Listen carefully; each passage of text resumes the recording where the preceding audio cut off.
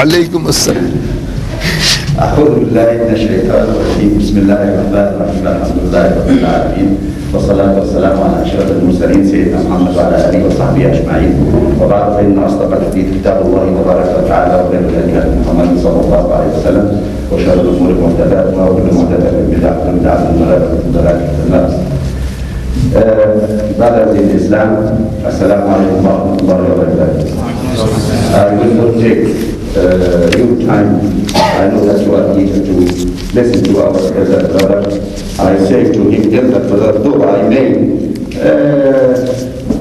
with the same age of him, but he is our elder brother anyhow. You know that he is here tonight to lecture us about the Islamic propagation of the Da'wah of Islam in religion. When I heard that, I was offended too. That he is coming from a far away to teach us here in Britain to speak about the Da'wah. So what is our job then? We are not doing anything. And I admit that we are doing enough.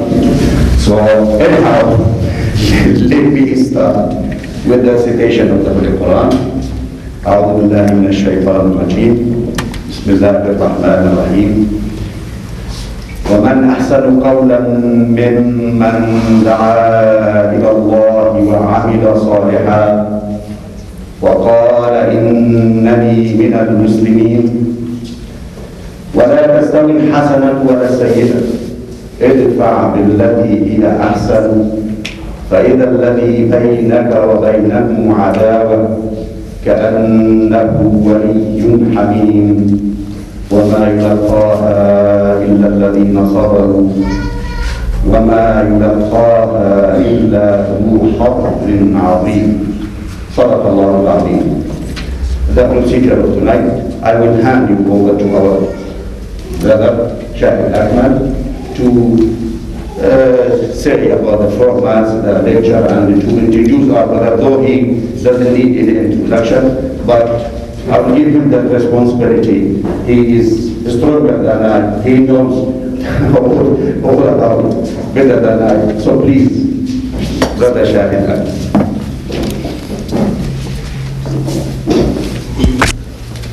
أعوذ بالله من الشيطان الرجيم بسم الله الرحمن الرحيم الحمد لله رب العالمين والصلاة والسلام على أشرف المرسلين سيدنا ونبينا مولانا محمد صلى الله عليه وسلم. أما بعد. Brothers and sisters in Islam, Assalamu alaikum wa rahmatullahi wa barakatuh. On behalf of the World Islamic Propagation Establishment UK, it gives me the greatest of pleasure to introduce to you Sheikh Ahmed Deedat. Maybe the word introduce isn't quite the right word, because I'm sure you're all introduced to him. Because Sheikh Deedat has been around for a long time and has many fans, of which, alhamdulillah, so many of us are here today. His topic for the day will be Dawah in the UK, telling us how to promote Islam in the best way, because the Quran instructs us that we must call all to the way of Allah with wisdom and beautiful preaching. Without much further ado, brothers and sisters, I give to you Sheikh Ahmed Deedat, who will speak to you for 1 hour, followed by questions and answers.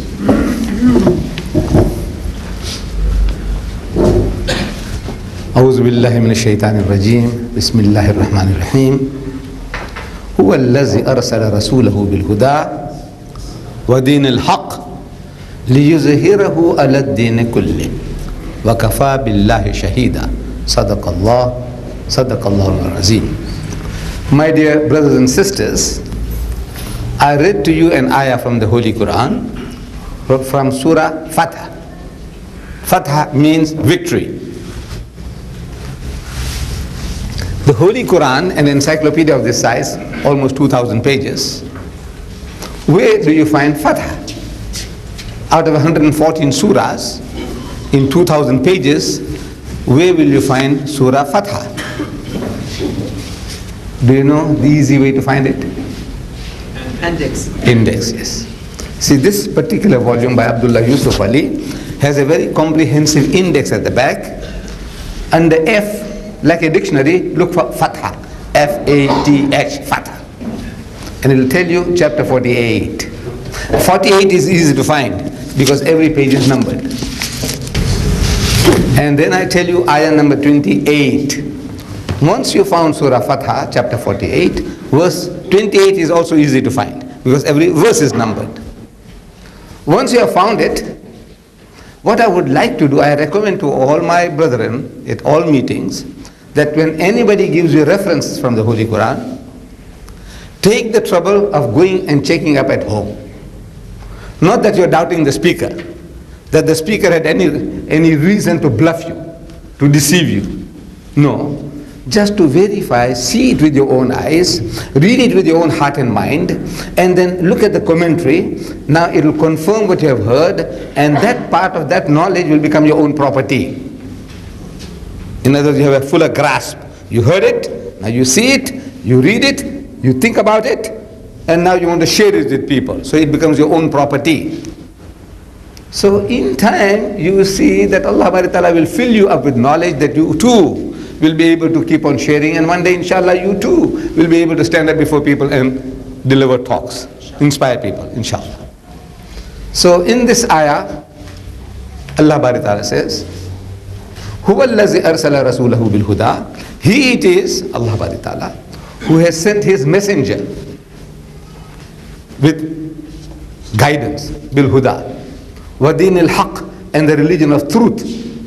لِيُزْهِرَهُ عَلَى الدِّينِ كُلِّهِ, that it may prevail, overcome and supersede every other deen, every other way of life. وَكَفَى بِاللَّهِ شَهِيدًا, and enough is Allah as a witness to this fact that He's going to make His deen to prevail with you or without you. It's a privilege Allah is giving you and me. Rotters that we are. What are we worth really in the sight of Allah? Nothing, rubbish. But He's given us this rubbish, He's given us that opportunity to do the works of the prophets of God, the messengers of Allah, and earn a prophet's reward. It's a privilege Allah is giving us. So now when we read this ayah, and Allah is promising us that this Deenul Islam is a deen that is to master, overcome and supersede them all. Kulli, all. Whether it be Hinduism, Buddhism, Christianism, Communism, Judaism, every ism, Islam is destined to master them all. وَكَفَى بِاللَّهِ شَهِيدًا, and Allah is a witness to this fact that He is going to make His deen to prevail. And I ask my audiences, do you believe that? Do you believe in it? If you don't, you're not a Muslim. Allah says He's going to make His deen to prevail over all things, bulldoze them all. Bulldoze them all. Whether it be Christianity, Hinduism, Buddhism, Judaism, every ism, Islam is in a position to bulldoze them all. That's what He says. You believe it? Let's hear, let it be recorded. You believe it? Yes, of course. That's what everybody says. So I'm asking, is that why you sit on your backside doing nothing? No, if you had the laser gun, if you had it, you think we'll allow the Jews to beat our brother and crush our little children, break their bones? Will you allow that? If you had the laser gun, would you allow that? We know we are helpless. We know the position in which we are. We are frustrated. We know we are helpless people, impotent people. We can understand. But if you had it, you say, stop it. No, stop it straight away. Otherwise, as Russia did in 1956, I don't know whether you remember, 1956, Britain, France and Israel, in collusion, they attacked Egypt. And it was over. It was all over. Three in together, they attacked Egypt. And when we read the newspapers, this is finished. For Egypt, what can you do against Britain, France and Israel? What can you do? Helpless, finished. Russia, for its own reasons, gives an ultimatum. Stop the war now, immediately, or I'm going to rocket bomb Paris and London. I don't know, you see, you people must be young, 56. Most of you are very young, 1956. Look at history. Russia, an atheist country, the enemies of Allah, they are threatening France and Britain. If you don't stop the war immediately, I'm going to rocket bomb London and Paris. Immediate, stop.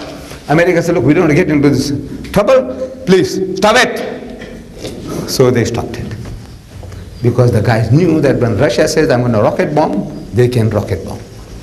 We are not in such a position, so we can talk, but we know we can do nothing. But when Allah tells us that He's given you a deen, there's a master over and supersede them all, bulldoze them all, no armaments are required. You don't need guns, you don't need Scud missiles. What you need? The knowledge Allah is giving you. Knowledge, intelligence, intellect, that's all, with the intellect. Because if you had the laser gun, if we had it, we would be disqualified. Because Allah says, La ikraha fid din. There is no compulsion in religion. Suppose we had that laser gun. We say, well, you Americans, if you don't become Muslim, we'll blot you out from the face of the earth. And suppose you could do it. Does Islam allow you that? No. We tell the Russians, all of you, if you don't become Muslims, we'll obliterate you. Can you do that? No. Why not? Allah says, La ikraha fid din. Then how are you going to do it? I say with the intellect. And the enemy seems to realize that. You see, we have to listen to the enemy. At one stage they were talking about two powers, East and West. The communism and capitalism. East and the West. Now communism is out. And the whole world, the media, they're all focusing their attention on us. The Muslims, the terrorists, the fundamentalists, the reactionaries. We are a backward people, we are looking for trouble, we want to kill people, we want to murder people. This is it, and the whole world is getting programmed. That one day if they incinerate us, they say, well, the guys deserved it. Like the Jews in Germany and the Hitler. Hitler programmed the Germans that these are parasites, these are Christ killers, they killed our God, kill the Jews. And they say that they incinerated 6 million Jews. True or false, I'm not worried. The fact is, they say 6 million Jews were incinerated in the gas chambers. How did it happen? Programmed. People get programmed. Once you get programmed, this guy's a parasite. Looks like a terrorist. Everybody looks like a terrorist. Like I noticed this morning when I came into your Heathrow airport, right, everybody is walking away through the green line. Me too. My son as well. So the guy looks at my son with this kufia on. He sniffs something. He calls him. First time now. He calls him. You know why? Because he had this thing on. Says, who else is with you? Asking my son. Says, my father. Says, well, your father too. Okay. Says, father also got this on. Why? I'm thinking, why did he do that? You know why? I'm thinking, maybe I'm wrong. Because my son has got this, and our complexion shows we are from the Indo-Pakistan subcontinent, he's a Paki. He's a Paki fellow. You see? Paki fellow, he brings in a lot of drugs. No? Maybe that's a reputation. This guy's also going with 2 trolley loads full. Maybe he's got something. Right? Who else is with you? So this guy also travel in gangs, So my father said, your father too come. Of course, just a few words. He found out we are from South Africa. You see, immediately his attitude changed. He said, no, this is the Turf Blanche fellow, one of these extremist white guys. He was here a couple of days. So we searched through him and he threatened. So that white guy, that Afrikaner, he threatened the custom fellow. He said, when you come to my country, I'll do the same to you Britishers. You see, that's his mentality. But however, you see, programming. We get programmed. And the whole world, the media is working. They know the dangers. We are a danger to them. We are a danger to the way of life. We are not a danger to their lives and properties. But at every step, the Muslim is going to tell them, this is not right, sir. Eating the pig is not good. Drinking alcohol is not good. Dancing, promiscuousness is not good. So at every step, you are a challenge to the fellow, his way of life. And now, when a guy like Rushdie comes about, it makes them very happy. So now you see, one of your own now, doing it to you. You are boasting a lot, So the guy is getting happy. It satisfies him that, look what to do with this guy. So now one of his own is doing it to him. So, the Westerner, he realizes our potency. I read a book, I have it, written by the Christian attacking Islam, the Holy Prophet ﷺ and the Holy Quran, by Dr. Pearson, an American. And this guy says something, from the mouth of enemies, you can get gems. Enemies. If you recognize it, that the guy, what he's telling, he's in hatred. He's talking out of hatred, but there's some truth in what he says. And it's actually an asset if you realize it and if you can make use of it. He says, people who worry says, that the nuclear weaponry will fall into the hands of the Arabs one day. This is what the West is worried about. Maybe Libya, nearly Saddam is supposed to have had it. The Western world is worried that one day these Arab fellows are going to get the nuclear bomb. So people who worry that nuclear weaponry will fall one day into the hands of the Arabs fail to realize that the Islamic bomb has been dropped already. It fell the day, anybody can guess, what do you think he said? When did it fall, the Islamic bomb? When did it fall? Huh? When the Prophet was born. He said, the day Muhammad was born. The day, that is the Islamic bomb. The Quran. Because without Quran there is no Muhammad, and without Muhammad there is no Quran. So it goes together. The day Muhammad was born. Now when we analyze, man, there's a power here. In other words, his teachings, what he brought. There's an atom bomb, but we don't realize its potency. Another guy says, a Jewish medical man, writing a book on medicine, research on medicine, history of medicine, in which he gives some credit to the Muslims. At one stage, the Muslims were in the forefront of the sciences. So he describes the Muslims. He says, goat herds and camel drivers, these Arabs. Goat herds and camel drivers, sitting on the throne of the Caesars, means rulers of Rome, Constantinople, East and West, half the known world. Right, now to him it's like he's trying to hurt you, he's sarcastic, but it's true that what Allah did to these goat herds, people looking after sheep and goats, the Arabs, and camel drivers, Allah made them rulers, masters. They go and rule Spain for 800 years. Caesars, rulers, kings. So we are listening to the enemy. He said, now let us see what he says. He is an enemy, but now in his venom we might find something that we can utilize and inspire us. So we know that the Jews and the Christians, they have made up their minds. They know. Allah warned us 1400 years ago.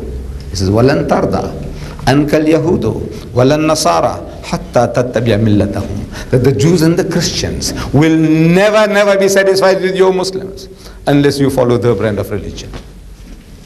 They know you are a danger. You are a challenge. Here's the book. The Challenge of Islam in South Africa. Who's the challenge? The Muslim. You are here a challenge. Your fathers came here because after the war, unemployment and the poverty in which we were living in India, Pakistan, and maybe the Arab countries, you came here, to sweep the streets, work in the railway, do all sorts of jobs for a living. And now you got about 500 masjids in the country. Do you know that? 500. You say the second largest religious group in Britain are the Muslims. There are more Muslims in Britain than Methodists. Did you know that? That's what they say. It's a challenge. And the guys are increasing in numbers. And they are a challenge to the way of life. And this beautiful masjid of ours, you can be proud of it, but they use our masjid. This masjid of ours, look at it. Our masjid. We didn't produce such beautiful pictures, did we? Look at it. The World Christian. The title is a Christian magazine called The World Christian, but you have our masjid on the cover. Beautiful. This masjid here, Regent's Park Mosque. No. Here. A Christian response to Islam. What's there in the cover? Your masjid. Regent's Park Mosque. See, they're terrified. They say, look what these guys are doing, man. These beggars, they come from all over the world. And look what they have done, with the help of the Arab oil. Here, another one here. Our Muslim neighbors, actually how to get at you. Our masjid. This Regent's Park Mosque. Now, they have learned the art. They are master psychologists. They learn the art. They know how to catch fish. See that when you come across that, you will pick it up. You can't help it, man. Your masjid there. One of the most beautiful masjids in Britain is on the cover, and so beautiful picture. Say, all right, whatever it is inside, let's take it home. You're going to read it. They know psychology. They know this fish, what you will bite. So they're using the right bait, trying to catch fish. Look at this. You recognize something? Looks like all Quranic ayahs. Islamic calligraphy. We didn't go for human figure, animal figures. In our artistry, we didn't go for that. We went in for calligraphy. So they give you calligraphy. If it's given to you or your children, you take it home and put it on the wall. Am I right? Yes. No. Let's be honest, man. I will do it myself. I'm telling you. But you know what is this? This is Christianity. See, catch a fish. They know this fish will bite. You give it to the Muslim children, Jazakallah, Jazakallah. You'll take it home and tell daddy, mommy, everybody will be happy. He says, put it on the wall. My child, put it on the wall. He says, Abbana. Huh? He says, Abbana. He says, Abbana. So what do you think? Abbana. You think, oh, maybe it's Rabbana atina fid dunya hasanatan wa fil akhirati hasanatan wa qina azaban. That's what you're thinking. That's how we read. We don't actually see and read. Do you know that? It's the mind reads it. You just say, yes, you know what it is. But when you have a second look, it says, no, it's not what you were thinking. It happens again and again. This is Abbana, is our Father which art in heaven, hallowed be thy name, thy kingdom come. In Arabic. Caught your fish. See, they know they have the art. Psychology. They're using psychology to catch us. Then, look at this here. Al-Kitab. Al-Kitab. If they're giving the streets, won't you pick it up? Outside the masjid here, after Jummah, won't you rush for it? Huh? Somebody's giving these kitabs away. What will you do? Not rush for it? Yes. What is this? This is a Bible course. You think ذَلِكَ الْكِتَابُ لَا رَيْبَ فِيهِ هُدًى لِلْمُتَّقِينَ? Nothing to do with that. They caught you fish. We must say Subhanallah. You see? Look at this. What do they say? Huh? Huh? First time when I saw it, I read Allah Muhammad. That's what it looks like. See, the calligraphy is Allah Muhammad. An Arab sheikh made a mistake. I showed him. I said, look at this, Ya Sheikh. It's Allah Muhammad. I said, have another look, Ya Sheikh. It's Allah Muhammad. I said, Ya Akhi, have another good look. Then it's Allah Muhabba. An Arab sheikh took him 3 efforts to get the thing right. What about my Bangladeshi brothers and my Pakistani brothers and my Nigerian brothers? No. And maybe some Arab brothers too. Huh? Look, don't claim that you are, all our people are very educated. You can, no. And behind it, 2-year calendar, free. You beggars, wouldn't you like to have it? Huh? This is, all this beautiful things, all these beautiful stickers, it's all intended for you. All intended for you. Catching fish. And I can keep on showing you. Ooh. There's a group of Christians, they call themselves Jehovah's Witnesses. You must have heard them. Unless you're living in an ivory tower where nobody can get to you. Jehovah's Witnesses, they have a magazine called The Watchtower.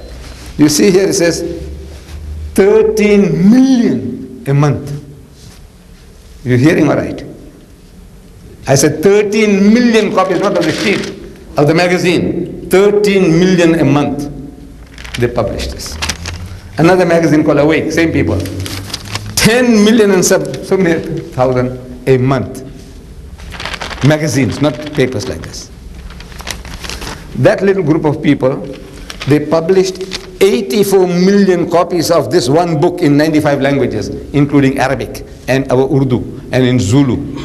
95 languages, 84 4 million copies in 95 languages. And this book is not a booklet, it's a 192 pages. Can we compete with them? No, it's not possible. It's not possible. With all our oil wealth and 1,000 million in the world, we know we can't compete. With this little group, we can't compete. Let's be honest.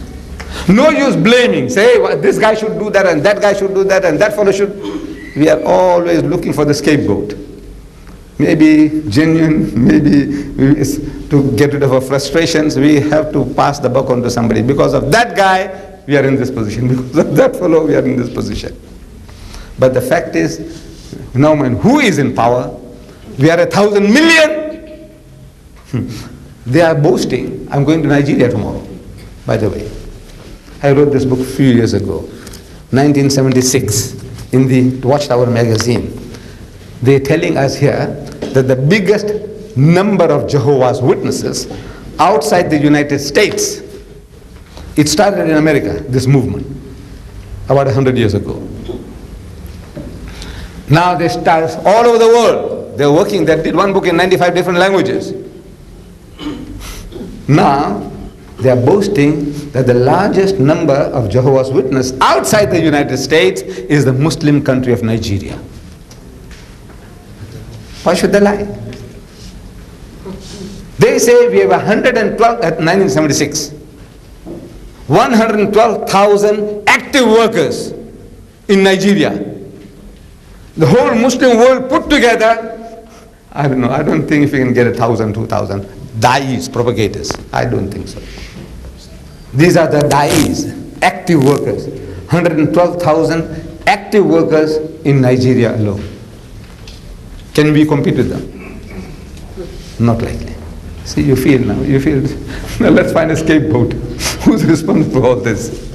So you say the Maulvi Sahib is that, and the Sheikh is like that, and the rulers are like this. Very, very easy. We can pass the buck. Look, find a scapegoat and relax. You know, until that guy comes right, there's nothing we can do. Unless that guy comes right, nothing we can do. This is the sickness we have got. And I can tell you that we, you and I, we can do things which all those billions of our petrodollars can't do, you and I can do. I'll show you just now how you and I can do things which I tell you the whole Muslim world put together can't do. This is a little group that's gathered here tonight. What you and I can do, I'll show you. There's so many here, but now let me show you something big. The Christians are giving out this beautiful book, No Greater Love. Everybody wants to read about love and romance. No? Huh? Even old people like me. I can tell you, I have no interest anymore in this subject. I'm lying to you. You know, if I get a book like this, Love and Romance, I say, right, let's say, this is man, any man. That's how Allah made us. Right? So they send this to you by post. They get your addresses. They send it to you. Very happy. You open the book. You know what's inside? What's inside? Bible. The Holy Bible. Bible! They've got you. You go to Hong Kong, they give you this. Good news for visitors. So you think, yeah, about the geisha girls and massage parlors and what not. Let's see what I can see in Hong Kong, right? Huh? Good news for visitors. Look at the beautiful. Hong Kong. What's inside? Holy Bible. Bible. In Chinese and in English. Caught you, fish again. Now the latest. You know, last time when I came, there was no place here. You know why? Last meeting that I had here, there was no place. You know that? It was chock-a-block. You know why? Huh? What was the subject? Mother of all? No, what was it? Mother of all injustice. Right! It tickled off straight away. Right! It'll be about something about Saddam and something about the Saudis. Shh! Chock-a-block. And I was sweating like hell. Not because of you all, but it was hot in here. And the ladies were packed up in both those halls and that side there, and there was no place anywhere. It's a topical subject. Just before leaving, a court case took place in Durban. Somebody was charged for fraud, and the judge, when he passes judgment, he says, mother of all frauds. Fraud. You just can't help it, man. You keep on picking up something that is in current, you want to use it again and again and again. Saddam made it famous. Actually, it's in the Quran. See, Ummul Qura, mother of all cities, Makkah Mukarramah. That's Ummul Qura, it's in the Quran. So that guy used it for mother of all battles, and then mother of all fiascos, and mother of all everything, and mother of all injustices, and mother of all frauds. Shh, it's got currency now. So Desert Storm has acquired currency. Desert Storm. Won't you like to read it? What is it all about? You know in your heart and mind what it will be about. About the Gulf War. You know, Saddam's Scud missiles and the anti-patriot missiles of the Americans. You know how they counteracted these Scuds, and how they got Saddam out of Kuwait, how they got the 500,000 soldiers there in the desert. Yeah, what else you expect to read? And you want to know, don't you want to know? Yes. And free, won't you take it with a kiss? Huh? And the American stamp of the American Army, Navy, Air Force, Army, Navy, Air Force, with the camouflage uniform of the American soldier. Bakshish, bakshish, bakshish. Huh? Would you like to have it, Yasha? In the nature. You open it, the Good News Bible. They got you again. They got you again. Look, there are masters. Wallah, they are masters. They are masters at the game. They are master psychologists. They are in the field. You see, they can make all these discoveries because they are in the field. All these new venues, any opportunity, nothing goes by. This fish will bite this now, right? This is current news. Buy. This is the current bait. He'll take this as a bite. Catch, catch, catch. Islam unveiled the true desert storm. See? Here's another book, just come out from America. What does it say? This is the true desert storm. And you read inside, it makes your heart bleed. It hurts you. I don't want to repeat it. Rushdie is nothing compared to this pig. Rushdie is nothing. You want me to make this guy famous? You want to make him famous? Do you want to make him famous? No. Very easy. We march tomorrow, and we can rouse people tomorrow. Yawmul Jummah, I'll give you the quotation from here and rouse the people here in the masjid. He said, we're going to march on to Parliament House. And 10,000 will march.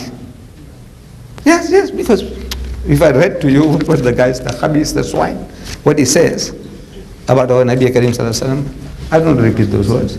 It will move you, moves anybody. It's right. And the answer is to come onto the American embassy. See, this is an American, came from America. The American has published this. Let's march. And do you know it's easier to march? I'm not belittling for what you have done in the past. But 10,000 people, it's easier for 10,000 people to march. It's easier because mass psychology, mass hysteria. If you are in it, you worked up. You are prepared to die because 10,000 are going to die. You see, you're not alone. But you individually, one by one, I said, look, brother, are you prepared to do something? He said, yes. You want to protest? He said, yes. So I show you how to protest. But I want you. I don't want 10,000. I want you individually. Can you stand in a street corner with a smile on your face? Can you smile? With a smile on your face? No, man. A contrived smile. You're not smiling inside. But now, come on, man. Force yourself. Smile. And can you say Happy Christmas and give it to people? Happy Christmas. Happy New Year. Can you do that? Yes. No, alhamdulillah. That takes greater courage. You stand alone in the street corners, Piccadilly Square, Oxford Circus, around there, half a dozen people with 1,000 each. Everybody passes. Good morning, Happy Christmas, Happy New Year, Happy Christmas, Happy New Year. That takes more courage, it takes more manliness in you than 10,000 of us, we're going to march on to Parliament House. Now you tell me now if I'm wrong. I want you to correct me. Alone, you stand there with a smile in your face. Happy Christmas, Happy New Year. Now, I want to teach you that. Look, we can't fight. The way if you're going to march 10,000, they're going to make another mockery of us. So it is the goats are out again. Ready for another slaughter. Right? And everybody says, hey, these guys, we know they're troublemakers. They are these reactionaries. They are the fundamentalists. These are the terrorists. We innocent people, harmless people, marching with Allahu Akbar, and now it terrifies the 60 million Britishers. He says, now these guys are all troublemakers. I said, no, you don't do that. Desert Storm. I said, right. Here's a book. You got it. Everybody got it. If you haven't got it, you must get it before you go. Desert Storm. We are only saying, adding to that, the Christian Desert Storm, has it ended? That's our words. Desert Storm, I copied it from here. The uniform, I got it from here. The title, I got it from here. I'm only learning from the enemy. That's all. No, this is, you can't go and invent all these ideas. Wallah, all this what I'm doing, if you say, Mr. Deedat is very good, this is very good, where did you get this idea? I said, I got it from the enemy. Not really. Because I'm studying that fellow. I said, look, I don't have to start, say, inventing the wheel from scratch. That guy has invented the wheel and the, what you call jet planes and all that. Let me buy from him, let me copy from him and get on from there. I want to start inventing from scratch. I'm a fool because I'll never be able to catch up with him and the whole Muslim world. We can't catch up with the guy. Do you know that? In technology, we can never catch up with the American or the British or the French. Look, admit it. Because as soon as we reach where they have reached, they'll be miles ahead of us again. We can't catch up with the fellow. The only way, what we can do is to conquer him, make him our own, make him our slave, and that you can do intellectually. With a gun, like Rafiddin, even if you had it. So do it with the intellect, man. Learn to use your intellect. It's harder. A Greek philosopher, he said, if you want to make a man to hate you, make him think. Make him think. Create a problem for him. Make him think. He'll hate you. Make him think. Otherwise, we are like sheep and goats. We can follow. Come on, march. He says, march. You don't have to think. March. Now, you stand there. You're thinking. How will the guy react? You know, he might come and question me. He might want to fist fight with me. What? That takes some doing. So we said, now they have done this. They have thrown a big stone at us, giving it to the Muslims in Pakistan, in the Arab countries, in Africa. Desert storm, and people are grabbing it. I said, right, same idea, desert storm. Has it ended? But we're not as deceitful as they are. They are deceiving people. Because inside their Bibles, we put down here, Christ in Islam by Ahmed Deedat. It's there. I know the guy hasn't got time to read. That's not my funeral. See, when you give, good morning, madam. Good morning, sir. Happy Christmas. Happy New Year. Say, thank you. Thank you. Wallah. You say, thank you very much. Thank you very much. He's got no time to read Christ in Islam by Ahmed Deedat. Nobody has got the time to read that. No, I'm telling you. But he'll thank you profusely. It's desert storm. They will know something about desert storm. Right? He or she goes home and starts. On the cover, we tell you what the whole story is about. Not just deceiving people, no. We explain to you what is the connection between Desert Storm and this book. This book is about Christ in Islam. That's the original title. But in a new uniform, I know there are things that they have done, old books, very good books. The sales fell. They gave a new title and they sell again, top seller, bestseller. Just a title, change the title, bestseller. So right, we had Christ in Islam, maybe Islam, something, you know, the guy want to catch us fish. So no, okay, now he would prefer to have Desert Storm, so right, Desert Storm, has it ended? Everybody will take it from you with gratitude, wallah. Muslim, non-Muslim, Jew, Christian, Hindu, anybody, everybody you give, thank you, let them take it home. And we explain now, what is the connection? What is the connection between this book and Desert Storm? They do nothing of the kind. They deceived you. They got the Bible into the house. Now we tell you here. Once more, you can read it inside the front cover. Front cover. Open all the front cover. Front cover, the first item there. Front cover, the first item. Once more, you got it? Once more, the plans of a dictator have been dashed. Dashed in the desert sand with the loss of hundreds of thousands of lives. Desert storm will be remembered by those involved for years to come. But it is not the first desert storm. A storm has been raging in the desert for more than 2,000 years over a man called Jesus, peace be upon him, and his mission. Disputes concerning the nature of Christ have deluged the earth with the blood of millions of people since his birth. Matthew 2:16. What then is the Muslim standpoint regarding the personality of the Prince of Peace, Jesus? Read on. Right. You don't want to read? Tear it and throw it away. That's his business. You want to burn it? Okay. We have done the job. We got the thing into his hand and we got it into his house and we made him to read. He doesn't want to read any further. Not our funeral. That's his funeral. Her funeral. Now, my dear brothers, are you prepared to do this job? I want to know now. He says, very nice, I'm entertaining you people. I know people get entertained. Every time I speak, they get entertained. They love to listen to me. Even if I talk nonsense, you'll enjoy it, I know that. So now, I said, I want you to tell me, I'm glad there's not thousands here, fewer people. And I can see almost everybody is young people, soldiers. And future lies in your hands. Not old people like me. We are all right, we are on the way out. Sheikh Zahran and Ahmed Deedat, we are on the way out. You are the soldiers of Islam. Have you got the guts? I want to know. You got the guts to go and give this to the people in the streets. I have printed 500,000 copies. Yes. Sure, yes, yes, of course. Put up your hand, please. Yes. Alhamdulillah. Inshallah. With a smile. You must smile. That's it's harder. You know when you can smile. You see when you got the laser gun. Somebody wants to pick up a fight with you. I'm a black belt karate expert. And another old guy comes along, wants to put up with me. I'll be smiling all the time. You know that? Even you young guys. Even you young fellows. Because I have done certain things. I have done boxing, wrestling, judo. Right. So you come along. If you're not a trained man, if you're trained, it's different. But if you're not a trained person, you are young, strong and all that, but I know I'll have the better of you. So I'll just smile. You'll be terrified. You say, this old man is not getting frightened, man. He's smiling. Maybe he's got a 6-shooter. No 6-shooter, nothing. I know the back of the mind, if you are an ordinary person, I know what I can do to you. You see, you can't get the better. If you give me one, I'll give you 2.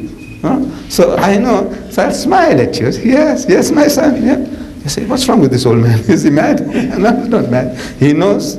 Similarly, you know there's something behind you. Haqq. And this is not offensive. We are not looking for trouble. We are not brawlers looking for trouble. We just want to do our master's job. We want to educate the people. Right. I printed 500,000. The original idea was 500,000 in the streets of New York. In the city of New York. This was the exercise. And I went to Saudi Arabia and I wanted the young men to volunteer. I said, I don't want your money. I want you, not with this Arab garb, in incognito with your t-shirts and your blue denim.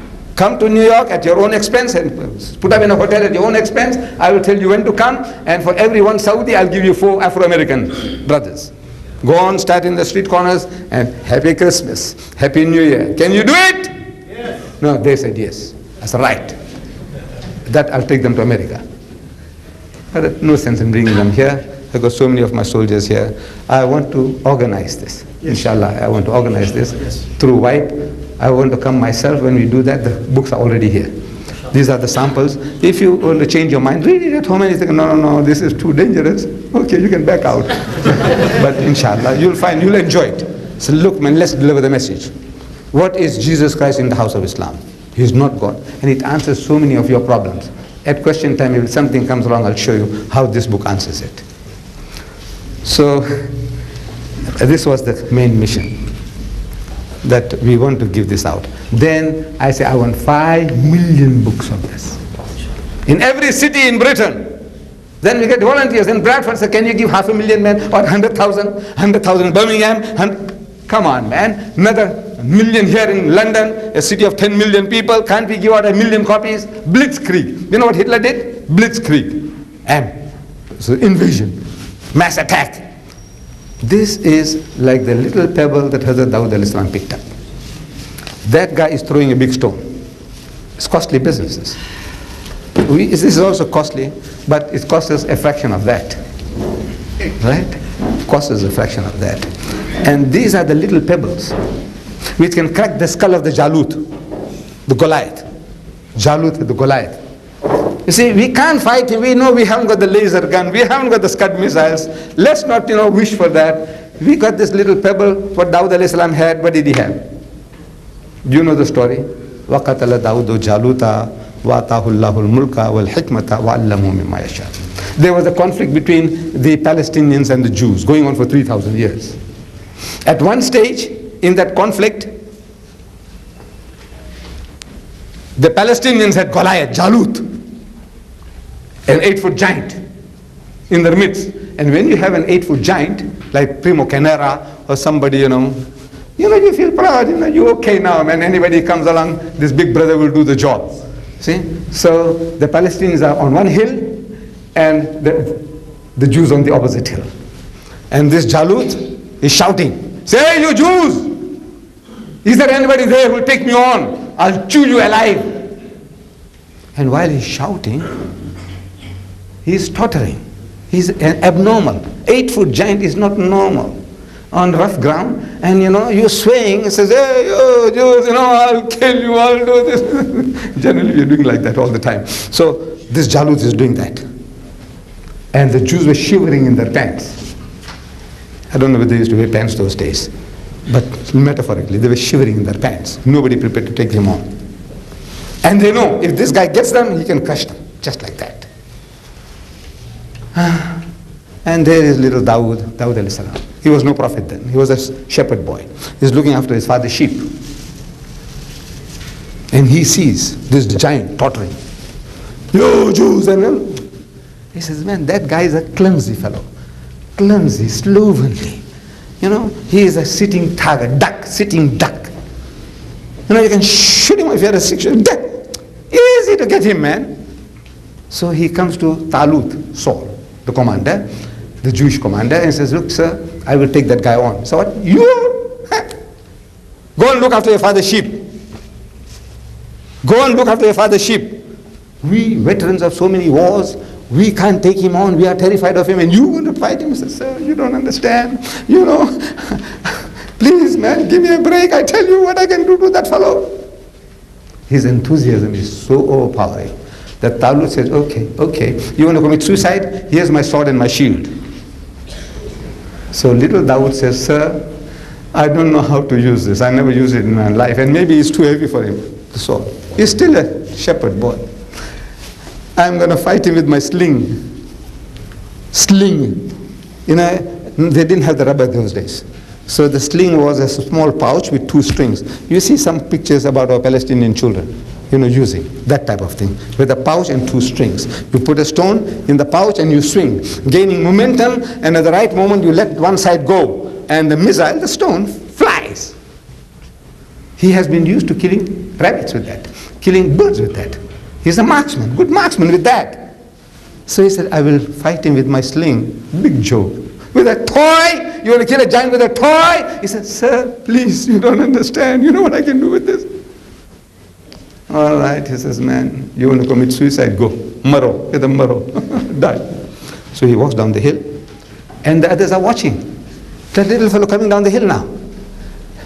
He's alone. What has he got? Nothing. He seems to have some string in his hand. And he, at the bottom of the valley, in the stream there, he bends down and picks up a few stones. They're watching, fun. Say, what is what is? And he's coming up. He's coming up. Can you imagine? What a bloody joke, man. We are that Dawud, I'm telling you. You are that Dawud. So we forget that. He's coming up. And he comes to the right distance, he knows. He stands. And he puts a stone and he starts swinging. They're laughing. The Palestinians are laughing. Look at him. And at the right moment, he lets go. He has been a good marksman. He had plenty of practice. So he strikes Jalut on the forehead, cracks his skull. The guy falls. Little Dawood rushes up, takes his own sword and chops off his head. So Allah says, وَقَتَلَ دَاوُدُ جَالُوتَ, and Dawood killed Jalut. وَآتَاهُ اللَّهُ الْمُلْكَ, and Allah gave him dominion, وَالْحِكْمَةَ, and wisdom, وَعَلَّمَهُ مِمَّا يَشَاءُ, and whatever else he willed. Little Dawood killed Jalut. You are, each and every one of us are those Dawoods. This is that pebble. You start with this. The next move will be 1 million for London. But try with 100,000. We'll plan a strategy. We'll let you know on the mosque board. Please, my brothers, please. Come on. Let's go about half a dozen in each of those squares, what you call circus. Piccadilly Circus and Oxford Circus and whatever circus and Regent's Park or whatever, whatnot. All right. One Saturday morning. Saturday morning up to 1 o'clock, man, give, man, give. Next day in Hyde Park, give. And if there's any balance left, leave it over. Right. But finish them up. Blitzkrieg. Then we come back again, so we have done the exercise. I did it in America, I'm going to do that. Did it here? I said, right now, we want to cover the whole of Britain. I won't take you. Everywhere. Get the people involved. You again in London. Then I want to teach you people a survival course. These Christians are coming and making mess out of us. Survival course. And you know how long that course is? One sitting. At the most 3 hours. Start at 10 in the morning, 1 o'clock finish. A survival course. I'll give you people a survival course. How to fight the missionary. How you can slaughter him. The kung fu. The kung fu of comparative religion. I haven't done it yet. Reason? Because it's a bit too sensitive. When I talk to the general public, I have to speak nice, beautiful, sweet, flowery words. There I need men. Who are not bashful men who get, when I say, so use some word, your ear goes red. No, you're not the right guy for that. Somebody with stamina. Right. Only thing I'm going to do is, you'll notice what I do to you. Our Scud missile will be the Bible. This is the Scud. I'm telling you, use the Scud. This is the enemy Scud. Use this Scud against him. There is no better way to fight the enemy than with his own weapons. Our Nabi Kareem sallallahu alaihi wasallam, he said, Al-Hirbu khit'un. It's a war is strategy. And strategy demands that you use the weapons of your enemy. Just this. And this is the primer for that bomb. This is the primer. I just finished writing it. I'll have to publish this by tens of thousands. Printed. It's not printed yet. It's just typed. This is actually the primer. To prime that Scud. How to use that Scud against a Christian. 3 hours time. I set you on the road, then you become your own. You have that AK-47 or that, how to shoot that Scud missiles. Man, then you'll be itching for Christians to come to your house. This is not for ordinary Christians. They are your friends, your fellow workers, your boss, employer. Talk to them nicely. I'll show you how to talk to them. Christ and Islam, talk about that. What the Bible says about Muhammad, talk about that. Muhammad, the natural successor to Christ, talk about that. Muhammad the greatest, talk about that. This is special. It will be out of bound for the ladies, not for the ladies. Only for men, and I prefer young men under 30, but everybody says he's young, so I can't help it. If Sheikh Zahran says, I'm young in spirit, I can't refuse, but I would prefer, 30 years and under. People who have the guts and stamina to do the job. So that will be the next move, inshallah. This is, don't look at this. This is that little stone Dawud alayhi salam picked up. That's a little stone Dawud alayhi salam picked up.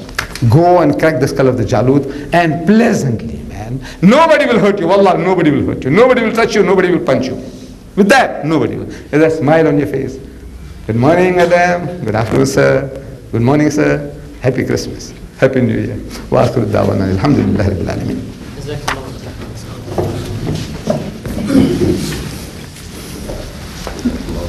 Thank you very much, Deedat, for a very stimulating lecture.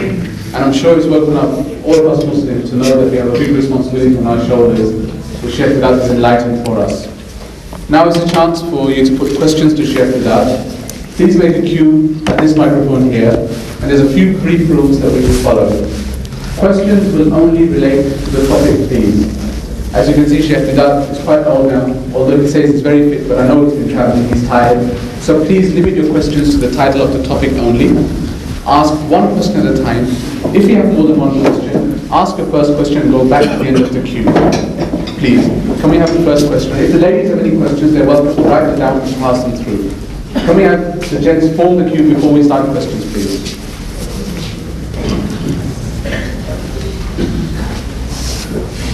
Okay, brother. Brother Ahmed Deedat, Assalamu alaikum. Is the mic working?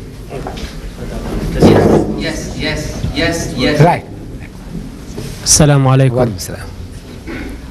I want to ask you about the situation in Bosnia. How is the situation among the Islam?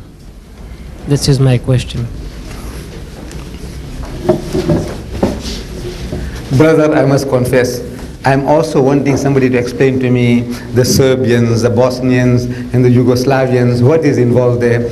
Wallah, I myself, I haven't got a clear picture of what is happening there. Who's fighting who? We keep on reading about the Muslims there, but which part are Muslims and the Croats and what? I have no real knowledge. I'll be just guessing, shooting, and I'll make a fool of myself. This is not my speciality.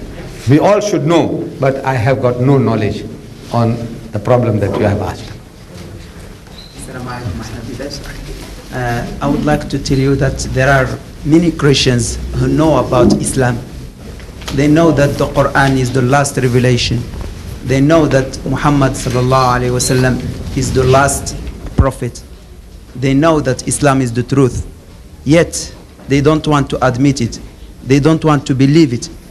Can you tell us, please, what are the reasons that which makes them be far from reading Islam and knowing it better? Jazakumullah khair.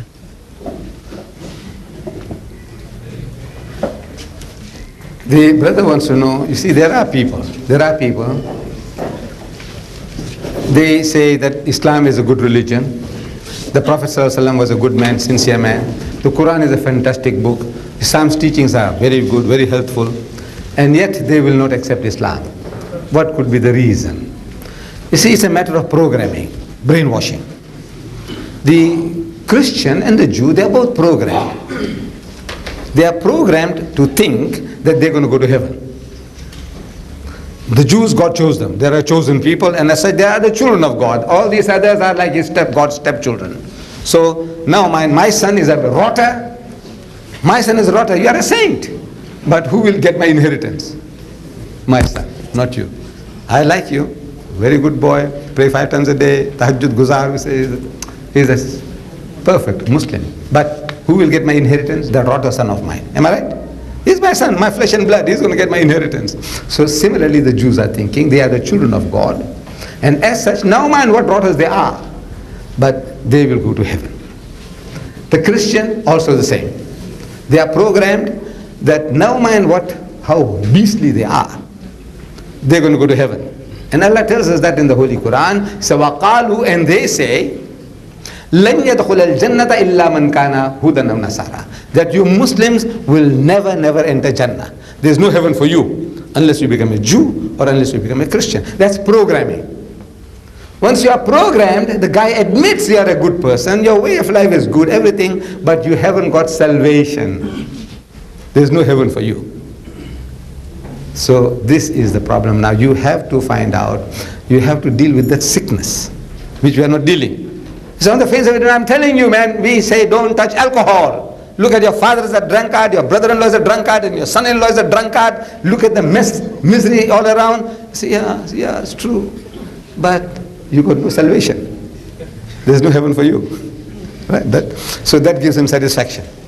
Now how to deal with that? That is a different type of brainwashing. That guy is brainwashed, you have to reprogram him. He's programmed, you have to reprogram him. Now you need the right material for that, and you need patience and perseverance for that. It's not like one sitting, I make the guy speechless. I made rings around him, and I'm satisfied, I'm happy. Christian fellow came, and I silenced him. That's not it, man. It doesn't should. Anytime any Christian comes to your door, make him welcome. Sit down. What's your name, please? Your address? Your telephone number? He doesn't want to, says, gone, footsack, get out. You're bloody rubbish. You want to come into my house? You want to enjoy my hospitality, and you don't want to give me your name, your address? I don't want to know you. Get out. Push him out. Once you have got his name and address and his telephone number, now talk. And you might have made a crack in his egg. Now what do? You satisfy? No. Go and follow him up. You go to his house now. Go and pester the life out of him. Because if he made a crack in you, he'll never let you go until you're converted. Do you know that? Until you're baptized. Damn it all, why should you be just satisfied with just making a crack? No. It must be a complete change. Until one day he tells you, say, I don't want you to darken my door again. The next time you come here, I'll put a bullet through you. Then you say, as Allah tells us in the Quran, وَإِذَا خَاطَبَهُمُ الْجَاهِلُونَ قَالُوا سَلَامًا. When you meet the ignorant, then you say peace. But otherwise, you make his life miserable. He wanted to make it to you. Take his name and address down, his telephone number down. Now talk. And follow it up. Okay? So we have to persevere. It's not just a lifetime of programming. In 1 hour you think, why didn't you do the job? I tied him up. Why doesn't he accept Islam? No, it's not that easy. Lifetime of programming. You have to persevere longer. Yes, my son. I want to make 3 points to you, brother. First of all, my point is... Speak in the mic, yeah. Speak in the mic, yes. You said that It's not a PA system. But if he speaks in the mic, yes. That we should learn from the masters, the kafirs. First of all, they're not masters, they're evil-minded. And we don't need to learn from the enemy, we have the Quran. We don't need, when I tell you in the class, I'll describe this in the language befitting this book here. I can't use the language here now. Right? Why the hell must we use this when we have got the Quran? But I said, look, that's what Allah tells you. So the reason why you are not doing the job, why you can't do the job, we haven't done the job, is because you don't know what weapon the enemy is carrying. Every time we get a beating in the Middle East from the Jews, you know why? Because we don't know what he's armed with. He's better armed than us. The American is better armed, better informed than us. That's all. He's not a Superman. He didn't come from heaven. So to fight the enemy, you must know his weapons. And Allah is telling you, the ayah I quoted you, وَقَالُوا لَنْ يَدْخُلَ الْجَنَّةَ إِلَّا مَنْ كَانَ هُودًا أَوْ نَصَارًا. They say that you Muslims will never enter Jannah. There's no heaven for you. Unless you become a Jew or unless you become a Christian. In answer to that, Allah says, Tilka amaniyuhum, that this is their wishful thinking, vain desires, hallucination. They're just babbling. Don't get frightened. Qul, tell them, hatu burhanakum. You understand Arabic? MashaAllah. Qul, tell them, hatu burhanakum. Produce your proof, your certificate, your diploma that entitles you to Jannah and destines us to Jahannam. Let us have a look at your certificate. Does Allah tell you that? Qul, say, hatu burhanakum. Burhan, proof, produce your proof. So the guy produced it. Here's my proof. He said, my Bible says this, my Bible says that. My Bible says this, my Bible says that. He said, no, the Bible is not the word of God. So he said, the Quran is not the word of God. He said, this is fabricated. He said, the Quran is fabricated. Where will you come to? A punch-up. I said, I can't afford that. See, judo. This is judo, intellectual judo. You know judo? This is intellectual judo. He said, come on, man, let's see. What have you got? In any claim, anybody makes any claim, at any time, ask him for his proof. Kul hatu burhanakum is the most sensible, common sense thing to do. Did you ask him for his burhan? The Christian in 1,000 years. You didn't. There are 10 million Christians in Egypt. Do you know that? Arab Christians. 10 million. There are 5 million others, 15 million Arab Christians in the world. Did you ask him for his burhan? In 1,000 years. He said Christ died for his sins. Am I right? Jesus is God and the begotten Son of God. Did you ask him for his burhan? When I say you, I'm not talking about you. I'm talking about our learned men, the Muslim world. Did you ask the Jew for his burhan? Did you ask the Christian for his burhan? Allah is telling you, ask him for his burhan. Simple, elementary statement. Hatu burhan. That guy is not interested in your Quran. No, there is a type of people. Allah says, minhumul mu'minuna, there are good people among them, wa aktharuhumul fasiqun. The good people talk about the Quran, talk about Islam, the hygiene, our laws, brotherhood, sobriety. Beautiful, it will do a job. But we say, وَأَكْثَرُهُمُ الْفَاسِقُونَ, but the majority of them are perverted transgressors. You're going to use the Quran? Jesus says, do not throw that which is holy into dogs. Do not throw pearls before swine. That's what you're doing. To the dogs and the pigs, you don't put Zamzam water. They need fire. See, my father told me, he says, my son, when you fight the devil, you don't fight him with Zamzam water. You can't subdue shaitan with Zamzam water. I don't know what idea you have about Zamzam water. You think you can make shaitan into a saint with Zamzam water? You dip him and take him out? No. My father said, burn him with fire. Fire. You have to burn shaitan with fire. So now I teach you how to fight with fire. This is that. His own, use it against him, and you see how easy, tantalizing, pleasurable. Wallah, he has come with it under his arm. You just tell him, he's asking you questions now. He said, what, this last day, kingdom of God established, where? What does the Quran say? Where? He's asking you, where will the kingdom of God be established? Where? On this earth or in heaven? Where? Bulk of us, wallah, we haven't done the reading. 1/3 of the Quran speaks about heaven, hell and hereafter. Did you know that? No, hardly anybody knows. 1/3 of the Quran speaks about heaven, hell and hereafter. 1/3. How many of us know? Look, we haven't read it ourselves. We haven't. I haven't. Wallah. See, I'm only reading what I need. We say what I need. You create a need, a problem for me, I'm looking for a solution. Then I come and give it to you. I don't know the whole Quran. I don't know who knows the whole Quran. You go and ask a brother, say, look, what does the Quran say? Now the Christian is asking you that. He's got a Bible under his arm. He's prepared now, he's read your book. He's asking you, what does the Quran say? Where will the heaven be established? He said, what does the Quran say? So you can't say, go and see my Sheikh Zahran. Will you say that? No, it's not befitting. Go and see Mr. Deedat. Will you say that? Not befitting. You want to give battle. Huh? You want to give everybody. I'm talking, when I say you, I'm talking about all of us. You want to give battle, you have no knowledge. So now I have to teach you. I said, no, my son, that guy is a black belt karate expert. He's trained to come along and ask you these questions.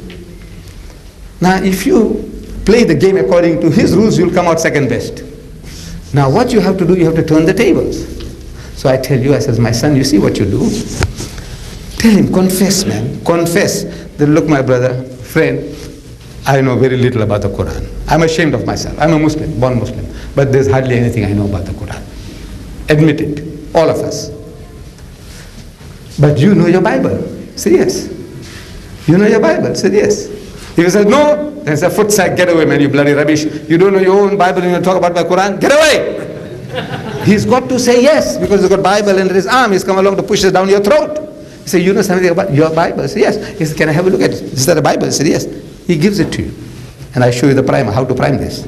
You have primed it. You just open up. I'll show you what to do, how to mark it, highlight it. You have done that. Not his Bible. In your Bible you have done it. You know where what is there. So right. Open up Genesis chapter 19.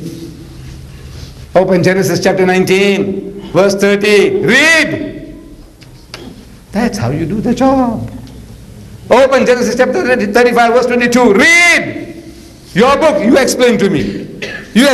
That guy will never darken your door. You see, so number one, we have to use this rubbish, to fight him. You can't fight the devil with holy water. Brother, I'd just like to know why the disbelievers, they hate Muslims. I'm talking about either Jewish or Christians. They hate Muslims. We're not, it's classical and ordinary question. Worse than that, they know about da'wah, they know about everything, but they don't want to know nothing. They don't want to hear nothing from us. They don't want to listen nothing. We talk to them, we explain to them. We're not asking them for their money or their fortune or nothing at all. Just asking to show them, but they just close their ears. And no, you see, we are coming at cross purposes, let's say with the Christians. He says sin is inherited. We say no, sin is not inherited. Sin is acquired.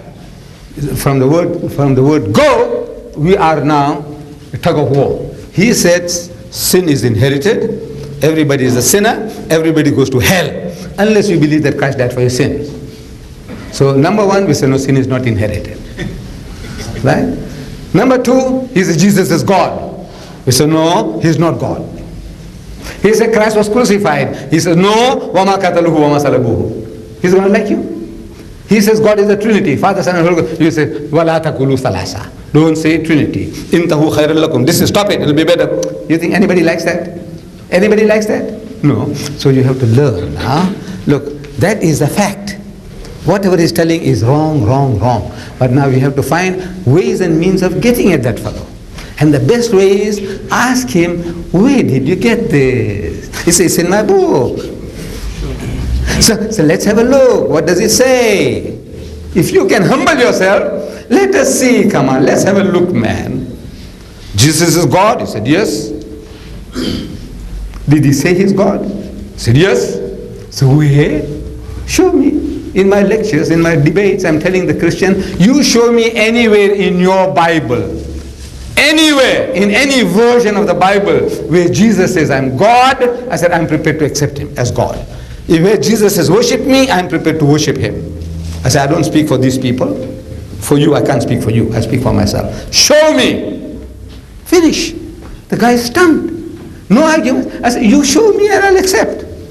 You say, it's not there? I said, you're asking me? Your book. You show me. Where Jesus says, I'm God, I'm prepared to accept him. Where he says, worship me, I'm prepared to worship him. So in other words, now because I know his book, I can offer him that. And now he's stumped in front of 2,000 people. The guy is stumped. Say, Christ died for my sins. I said, where, how? Shh. Talk to him. Allah says, Kul haadu burhan.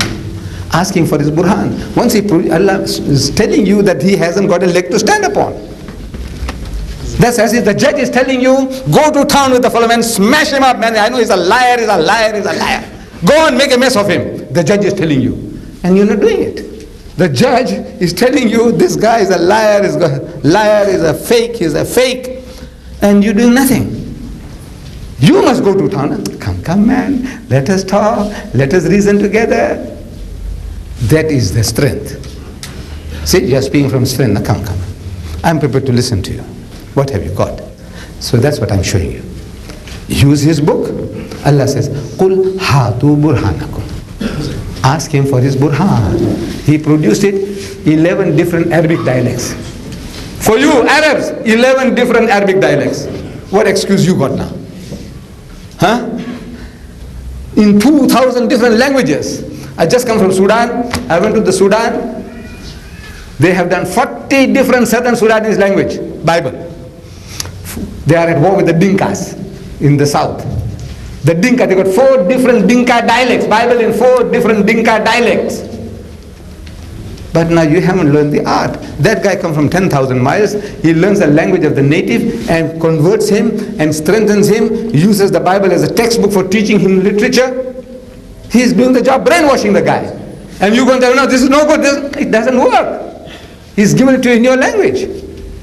So we have to learn from the enemy to do the job. I don't know. I'm trying to learn from the enemy.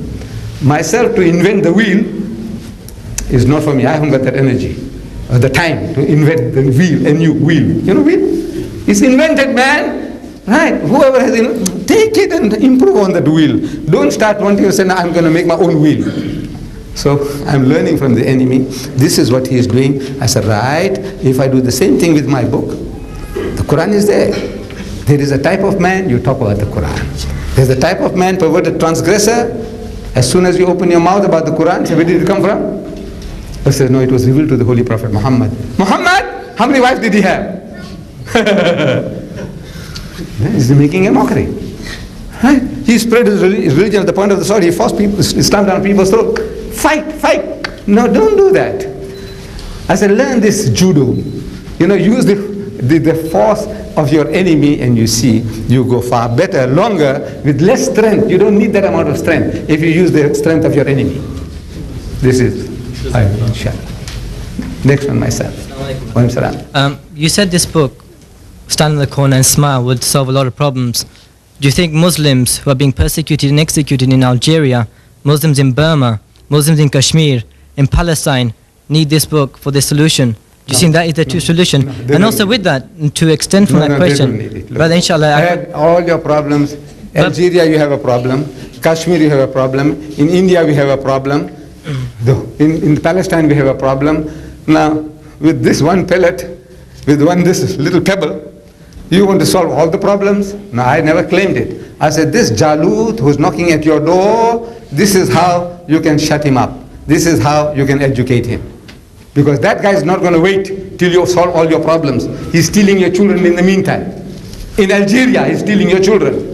In Kashmir, he's stealing your children. In Bangladesh, in Pakistan, in Indonesia, in Malaysia, all over the world here, man, it's a godsend opportunity for them to steal your children. Here, aren't they coming and knocking at your door? So now, to me, I'm only telling you how to deal with this Jalut, the American, the British, the French, whoever it is, who's trying to steal your children. I said, now, this is how to fight him. You tell me how you're going to solve the problem in Algeria? I said, brother, there are better people than me there, Algeria. About Palestine, I said, there are better people than me to solve the problem of Palestine. I'm not here as a God to tell you solve all your problems. I'm only telling you, this guy here is trying to steal your children. This is how you can defend yourself. One day survival course. I want to give you a survival course against this enemy. And when you have time, I'll also tell the Algerians I'm supposed to go there and tell them something. And to Morocco, tell them something. For everybody, I have something. But now, at the right place. Here, I'm going to tell you what you're going to do in Algeria. What am I? I'm wasting your time. And in Pakistan, in Kashmir, what you must do? In Indonesia, what am I doing? I said, can you do this? Yeah, if you fit in, okay. If not, inshallah, we'll carry on with this work. But now, this is just for the moment. Here. In your environment, I say you need this, you need this. In America, you need this. Well, I didn't finish my question. I said, because for me, they haven't stolen our belief. They've stolen our system from us. That's what they've destroyed.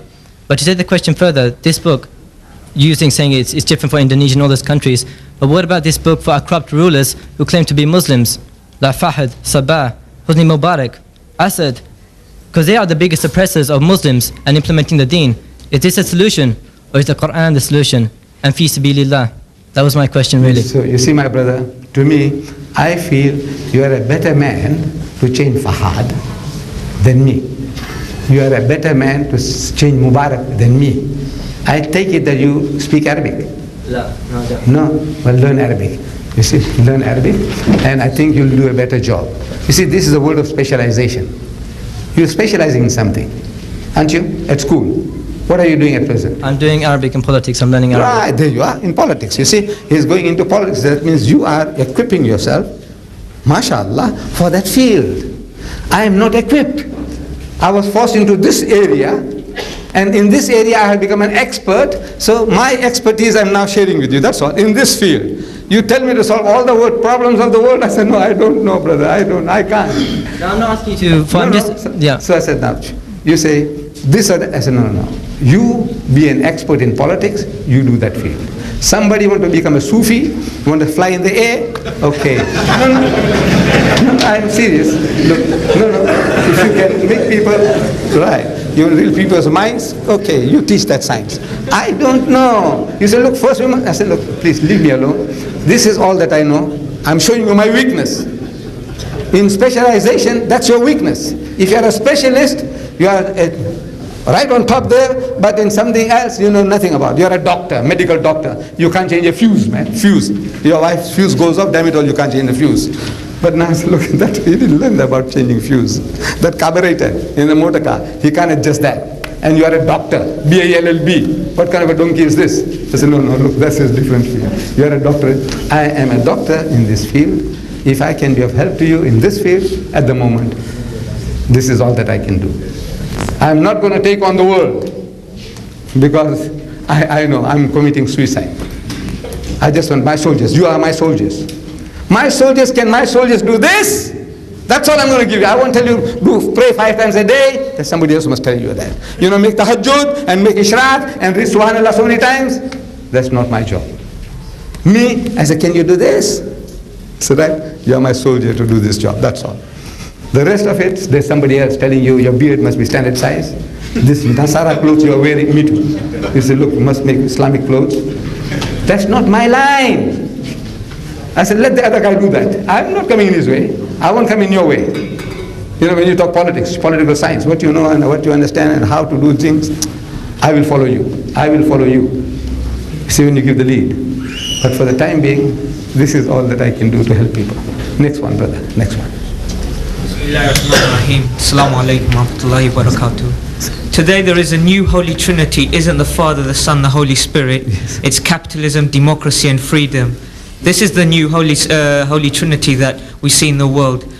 We talk about Christianity, but from my limited experience as somebody who's a student and who actively partakes in Islamic society, people don't care about Christianity. If you look in the world today, it isn't Christianity that's been implemented. It's capitalism, democracy or freedom.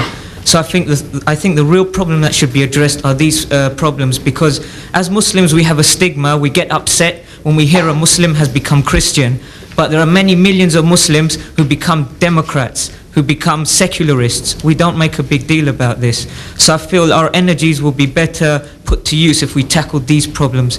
It's because it's capitalism today that's a dominant force in the world today. This, my son, I agree with you 100%. You see, you are the fittest guy for the job. You want to pass the buck on to somebody else. This idea is what you gave now about democracy and communism and all that. You are the fittest guy for that unholy trinity you talked about just now. Right? But now you want to find somebody, a scapegoat, somebody to do the job. You are a coward. Everybody, I'm telling you, now when you come with an idea, any idea, new idea, you say, Mr. Deedat, why don't you do this, like that? I said, my son, Allah chose you for that. If He inspired you, what He inspired you with, He has chosen you to do that job. But you coward, please don't take offense. I said, you coward, you look at Sheikh Dahran, why doesn't he do that? Ahmed Deedat, why doesn't he do that? You are a coward. You are the right person to do the job, but you want to shirk that responsibility. Say, you want to pass it on to me? I said, please, man, I'm telling you my weakness. I'm telling you, I have no knowledge about what you're talking. No, I'm asking you not to confuse the issue with Christianity, because Christianity is not the issue. Did any Christian come and knock at your door? No, alhamdulillah. Where do you live? I live in London. Huh? I live in Where about in London? North London. Huh? North London. In an ivory tower? No. Look, you are like the invisible man. Maybe the Christians can't see you. Maybe they're scared of me. Maybe that, you see. So in other words, they know that this guy here is a greater devil than us, so he keeps them away from you. But our people, we know, they're harassing our people all over. All these books that I was showing you, see what they're doing? Christ gave the key in your hand. See this? Christian witness among Muslims. See this guy here? Better Muslim looking than most of us. Huh? KK Alawi is the key to us in search of assurance. He is a murtad, he wants to make you a murtad. I haven't shown you all. What I've got here. You want to catch your daughters now. See this? You want to catch your daughters now. She may never know a Christian. She may never meet a Christian. But you can write to her about God's love. Either you know what's going on around you or you don't. See, like an ostrich with the head in the sand, you don't know what I'm telling you, that the house is on fire, they're stealing our children. In Pakistan, they have perverted more Pakistanis into Christianity since independence than in the previous 100 years of British rule. They have perverted more Bangladeshis into Christianity since independence than the previous 100 years of British rule. They have perverted 15 million Indonesians into Christianity. And by the turn of the century, they want to make Indonesia a Christian nation. There are 35,000 full-time Christian missionaries occupied in Africa at the present moment. And we say, we talk about democracy and this. I said, all that, you are an expert. I'm telling you that this devil here is stealing my children, and I can't afford to lose one. And don't tell me that you don't know that we have lost a Muslim to Christianity. Otherwise, you are absolutely blind. In your environment, have you ever known of a Muslim becoming a Christian or not? Right, okay. Are you satisfied? No. I'm happy about it. But I know 10 who have become Democrats. They can't. Right. So now that you change them, you keep them, save all these people from becoming Democrats. That's your job. My job is to save them from becoming Christians. I'm going to try to save you by giving you that survival course that inshallah you can become an adulterer, a drunkard and all that, but you won't become a Christian. That is the antidote I'm trying to give you. You know, an injection to save you from Christianity. He must give you an antidote against democratization. Okay. Inshallah. Next one. Since, can I just come in here? We've only got 20 more minutes left, so I'd appeal to all of you to please stick to the topic. Ask a question that's relevant to what Sheikh Deedat has been speaking about. And I will also remind Sheikh that we have only 25 minutes left. Inshallah. We'll finish before that. Okay, brother. The subject is Dawah in the UK, yeah? Now let's just look at what the predominant people in this country are. How many people attend the church? Very lucky if you get 2 to 3% of the whole country attending the church. They know that Christianity is something dead, does not apply to life. Now what does? You ask anybody, whether it's in a grammar school, whether it's in anywhere, workplace, what do they really thrive on? Freedom, democracy. For example, if they bring out a certain issue like homosexuals, on what basis would they justify it? They won't say, oh, the Bible says this. No. They will say what they got to in their own free time, in their own privacy, consenting adults, etc. is up to them. Freedom. They argue on the basis of freedom. Now, with this argument that, we don't want people to become Christians, why are they becoming Christians in Pakistan? It's because the system applied allows the propagation of kufr concepts. They do not implement Islam. What is Islam? They have a distinction between deen and dunya. Islam is not practical to them. If you implement Islam as a complete system, you will see the people coming to Islam. They will see the economic system from Islam. They will see all the justices. And I'm not shirking my responsibility. I'm only here for some support from the brothers to bring out the correct call of Islam as a complete political ideology. Now, I'm not shirking any of my responsibilities, and also, I don't agree with the idea that that's your responsibility. I'm a Muslim, I have to pray, I have to do all my responsibilities, and one of them is to deliver the call to the people in the context of what Muhammad ﷺ did. So that does not mean I just say, no, I'll be specializing in doing wudu and prayer, and I won't do the fasting. No, all of it. What is known from Islam by necessity. So what now? So, what do you think of this idea? I'm telling you, you are studying a certain science. You are also with the other brother. I'm sure you are also studying political science. Well, you are well informed about, you say, the kufr system in Pakistan, Bangladesh, Indonesia, Malaysia, Egypt, everywhere there's a kufr system. So you know the system. Now you are the right man to go and give them the injection against that system. Inoculate. No, please, don't pass the buck. Look, I don't like cowards. All of us, I don't like. Unite. We give the call to the people. You get people. Look, don't argue with me.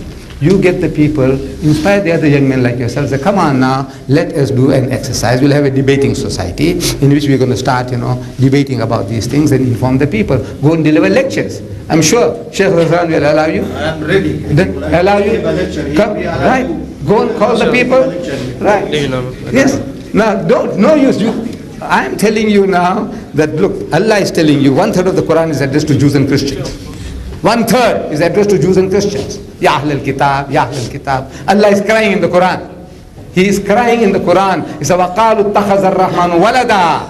And they say that Ar-Rahman, the merciful God, has begotten a son. He said, لَقَدْ جِئْتُمْ شَيْءٍ عِدًّا. It's one of the most abominable assertion one can make. The worst swearing you can give Allah is this. تَكَادُ السَّمَاوَاتُ يَتَفَطَّرْنَ مِنْهُ. At it the skies are ready to burst. وَتَنْشَقَّ الْأَرْضُ. And the earth to split asunder. وَتَخِرُّ الْجِبَالُ حَدًّا. And the mountains to fall down in utter ruin. أَنْ دَعَوْا لِلرَّحْمَنِ وَلَدًا. That they should say that Ar-Rahman, the merciful God, has begotten a son.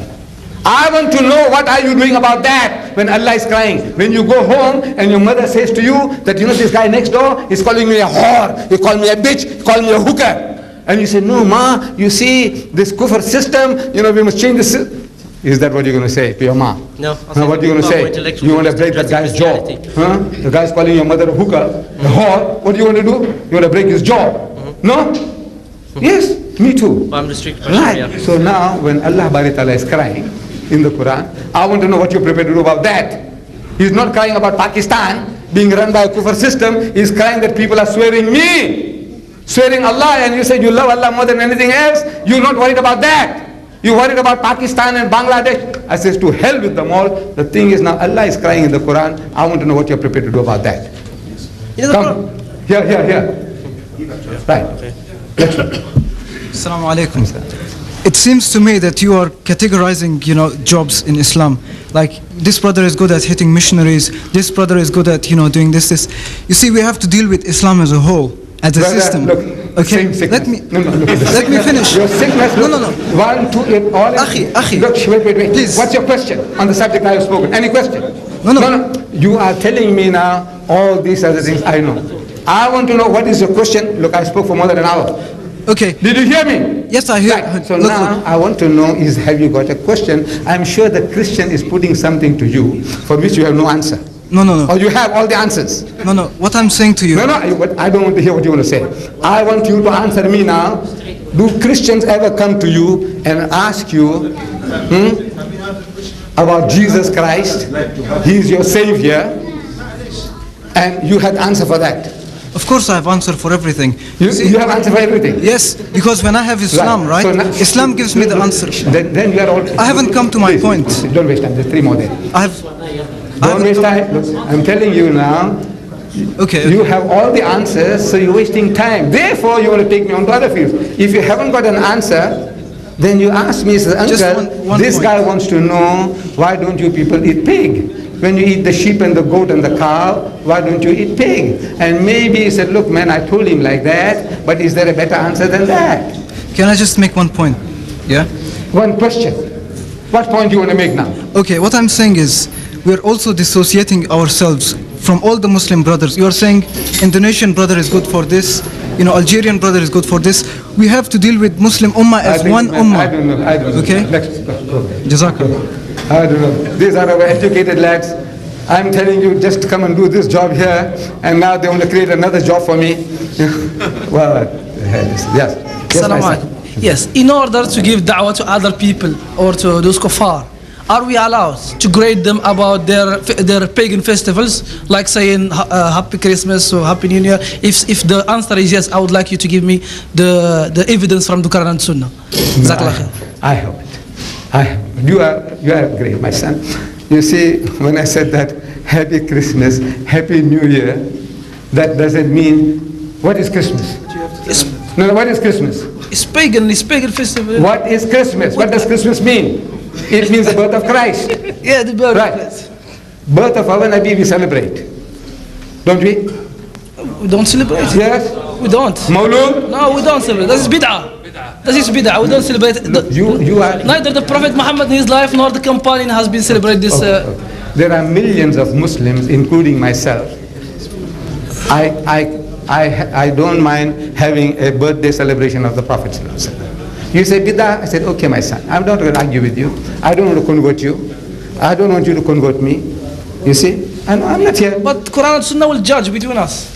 Okay, leave it to Allah. That judgment, leave it to Allah. How can we leave it to Allah? Assalamu alaikum, brother. Brother, so many brothers, they want to see you debate with the Pope. Have you ever got chance to debate with the Pope? No, the guy's too clever. He's too clever. He doesn't want to. No, he doesn't want to. No, he doesn't. He knows. See, he's cleverer than most people. He's cleverer than Swagat. He's cleverer than Shorosh. He knows. He doesn't want to make a fool of himself. Well, he went to Mali and asked again the same thing. I want to dialogue with the Muslims. No, that's a game.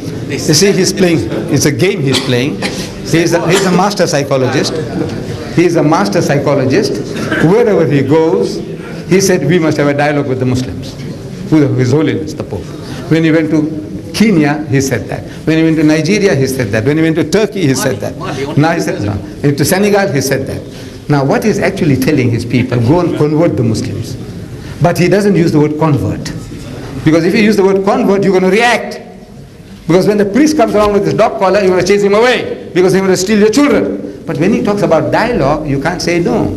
Because Allah is telling us to have a dialogue with him. قُلْ يَا أَهْلَ الْكِتَابِ تَعَالَوْا. So you can't say no, but you'll come out second best because you're not trained for that. You are not trained for that. His missionaries are trained for that. So actually he's telling them, go and convert these people. They are already prepared to receive Christianity. They only need a gentle push. That's all. So that's actually what he's telling. So I caught him out. I said, right, Your Holiness, I'm prepared to come and have a dialogue with you. And it's a long story. It's a long story. The guy, he fizzled off. No, he doesn't mean dialogue. What he's talking about, telling his people, go and convert the Muslims. They're already prepared. See, they already believe that Jesus is the Masih. They already believe in his miraculous birth. They already believe that he is the Messiah. They already believe that he gave life to the dead by God's permission. And he healed those born blind and the lepers by God's permission. What more is required? Give him a gentle push, man. That's all. So that's what he's telling his people. It's a game he's playing. Right, my son? But I see the queue is I see it's increasing. The Because of the time, I think we can only take 2 questions only, because we have one from the ladies also. So, to Brother Wajid, and the rest, no more questions, please. Sorry. Assalamu alaikum. Brother, you mentioned a book which you said is even more worse than Salman Rushdie's. If we don't read books like these because we don't want to publicize them, how will we know what is being printed about Islam? And if we don't know what is being printed, how can we fight against it? Thank you. You see, it's not everybody's job. I don't know whether you bought the Satanic Verses by Rushdie. Did you buy it? Why didn't you? No, no. What I'm trying is a rhetoric question. What? How many of you have bought Satanic Verses? Please put up your hands. How many of you got the Satanic Verses at home? Yeah? Look, in 200, 300 people, 2 persons got the Satanic Verses. Do you expect them all to buy Satanic Verses and read them, support that Khamis? You want to support him? Because every extra book that you buy, you're supporting the guy. Do you know that? You want to do that? No. This is for the experts. The experts have a right. Jamal Badawi, or Sheikh Zahran, or Ahmed Deedat, or whoever in the community, Kalim Siddiqui. These are the people, they must go out of the way to buy the book, study the book, and answer the book. It is not necessary for every Tom, Dick and Harry, everybody to buy the book. Damn it all, what you going to do with that book? 520 pages, how many pounds it costs you? What you doing? You want to go and buy that book? You want to make that guy popular? No. So in other words, I'm telling you, look, this is what's going on. I'm in the field. I'm monitoring it for you. I said, look, now for that, let's do this. Don't start making a noise. That Reverend so-and-so, Mori, he wrote this book in which he says, our Nabi did. Don't do that. What you're doing, you're propagating the shaitan. Then people want to know, anybody comes along with the book you want to buy, because you have already spoken about it. You want to do that? I don't want to do that. See, Satanic Verses, I had the right to read and tell you what is there, how to fight it. Kalim Siddiqui, you must buy the book, read it, and tell you how to fight it. Right? But for each and every Muslim to buy that book, you say, you want to know what you want to know? Shit! You want to go into shit yourself? No, this is the doctor's job. You know, wanting to put his finger all over the place to find out what's wrong with you. That's not my job and everybody's job. Leave it to the specialist. Okay, my son? Assalamu alaikum. I want to first start by making admission. I'm going to pass a buck to you. I'm going to pass one to you, but I'd like a buck of my own as well. Right. So if you would give me the opportunity, I'd like to take up the offer and one day give a talk here, inshallah. Is that okay? I'll give you my name and address afterwards. Because really we all have a responsibility. And you yourself, since I was born, I used to hear about, well, when I grew older, one of the first things that brought me interest into Islam was some of your video cassettes. And I came to listen to you. Now looking back now, you have a position that I don't enjoy, that none of these brothers enjoy. You have a position of influence. People listen to you. And yes, in Britain, we should deal with the kafir. We should explain to them what's wrong. We should show them the truth. But also, many Muslims come to listen to you and look to you with expectation. And although ourselves and myself as a Muslim 4 years ago, I knew what is kafir. I knew him. I knew who is kafir. But I did not recognize kufr. That's something we must understand is a distinction. What do I mean? Someone can be Pakistani and he can be kafir. We know that. But someone can be Pakistani and he carries kufr. How? Allah subhanahu wa ta'ala describes in the Quran, Inna hadhihi ummatakum ummatan wahida. This your nation is one nation. In Islamic international law, forget UN, in Islamic international law, we are one nation. Not Pakistani, not Malaysian, not one Indonesia. That's sorry. We didn't give you the time to lecture. Not now. Let me finish. He's taken the opportunity to lecture. Look, a chance will be given to you. Okay, inshallah, Ahmed Deedat, I just want to finish one thing, yes? Just one thing. We won't be late for Maghrib. Okay. The question is this now. Please, brother. Yes, I tell you. We want a question. You understand? All right. So let him ask the question. We don't need no more talk. Sheikh Ahmed Deedat, that's enough. Answer the question. Okay, I'll ask. Jazakallah khair. Please. We have been running your school game now. Please. Let's answer Sheikh a question and let him answer you. Right. Okay. Jamal will ask the question. Jazakallah khair, Imam Radin. Okay. There is a panel, and the audience they don't have the decision. The panel they have who's got the decision. Yes, Imam Radin. I can't believe it, you know, look. Imam Radin, inshallah, if I don't have a chance today, I'll have a chance in future. Remember me in dua. Okay. Now listen. Okay.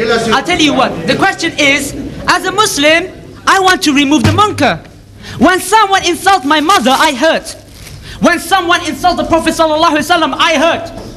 I want to remove the munkar. Yes, I can go to Christian debates with him. But the question is this: how can I implement the hudud on Salman Rushdie? I can't do it myself. The magic word comes again. I need system to do this. My hands are tied without the system. This is something we must realize. We are very sorry. That's not direction. Just before we finish, we've got two questions from the sisters. The first sister says that I disagree with you about the age. Yes. The first sister says, I disagree with you about the age for your dawah. My husband is 35 and gives dawah every week. I put it forward. She didn't hear that even Sheikh Zahran might say, look, I'm young in spirit and I might have to concede. So she didn't hear. 35, 40. If you feel you are young and you can give battle, Nur Alhamdulillah. Welcome. Yes. And the final question also from the sisters is, how can we help our brothers and sisters to realize that non-Muslims are brainwashing us gradually? Can I comment on that?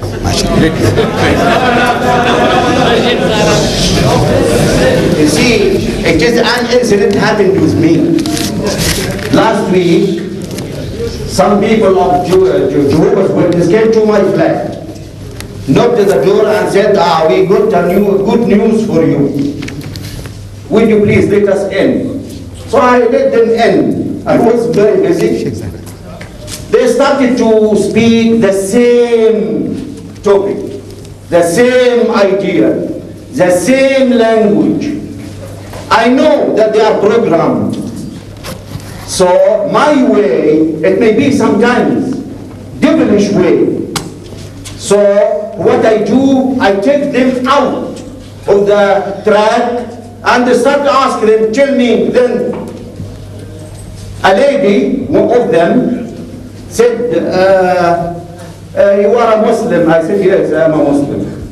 She said, you know that the devil is working and the whole world is in trouble and this and that. I said, so what? She said, Allah, because she speaks Arabic, or speaking Arabic, Allah will come to rectify all that.